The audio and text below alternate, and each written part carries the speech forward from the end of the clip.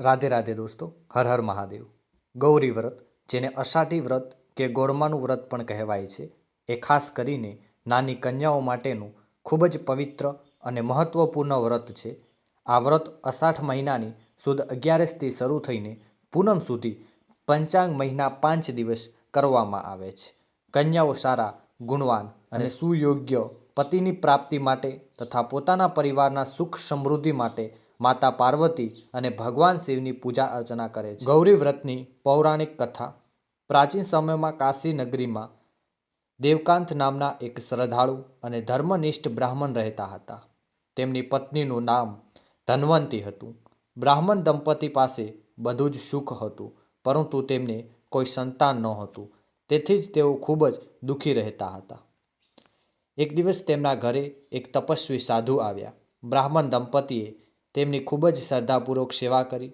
સાધુએ પ્રસન્ન થઈને કહ્યું, તમારા ભાગ્યમાં સંતાન સુખ નથી, પરંતુ જો તમે શ્રદ્ધાપૂર્વક ભગવાન શિવ અને માતા પાર્વતીની આરાધના કરશો તો તમને સંતાન પ્રાપ્ત થશે. સાધુના કહેવા મુજબ બ્રાહ્મણ દંપતીએ જંગલમાં જઈને ભગવાન શિવ અને માતા પાર્વતીની કઠોર તપસ્યા કરી. તેમની ભક્તિથી પ્રસન્ન થઈને માતા પાર્વતીએ તેમને દર્શન આપ્યા અને વરદાન આપ્યું. બ્રાહ્મણે પુત્રી રત્નની માંગણી કરી. માતા પાર્વતીએ કહ્યું, તમને ખૂબ જ ગુણવાન અને તેજસ્વી પુત્ર પ્રાપ્ત થશે, પરંતુ તે અલ્પ આયુષ્ય ધરાવતી હશે. સમય જતાં ધન્વંતીને એક સુંદર કન્યાને જન્મ આપ્યો. તેનું નામ સુશીલા રાખવામાં આવ્યું.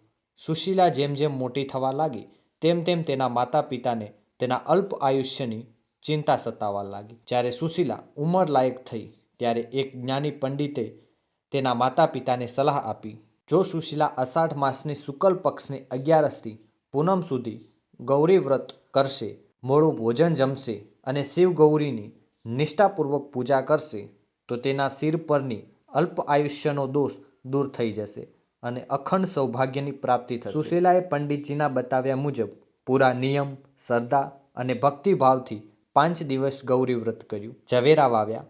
5 દિવસ સુધી મીઠા વગરનું એક ટાણું ભોજન લીધું. શિવ ગૌરીની પૂજા કરી અને રાત્રે જાગરણ કર્યું.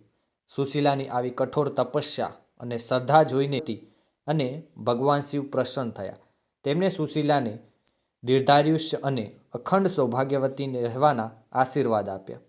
આગળ જતાં સુશીલાના લગ્ન એક ગુણવાન રાજકુમાર સાથે થયા અને તે સુખી જીવન જીવી. ગૌરી વ્રતનું મહત્વ અને વિધિ. ઝવેરાનું વાવેતર.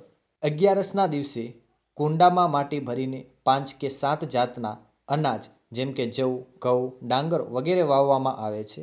મોડું ભોજન. વ્રત દરમિયાન કન્યાઓ મીઠા નમક વગરનું મોડું ભોજન જમે છે. પૂજા અર્ચના.